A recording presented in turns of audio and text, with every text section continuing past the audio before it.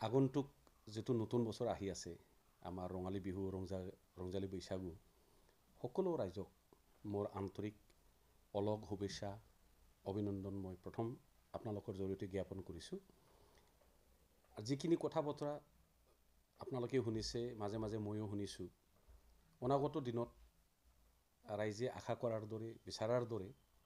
নিশ্চয় ভালটোই হ'ব আৰু কিছুদিনৰ পিছত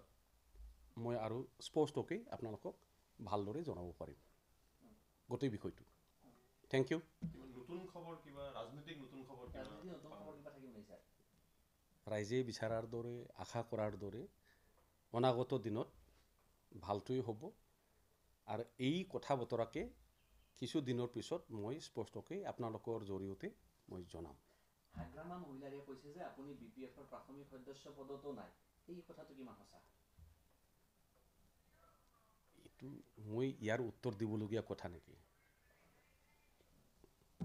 ঠিক আছে থ্যাংক ইউ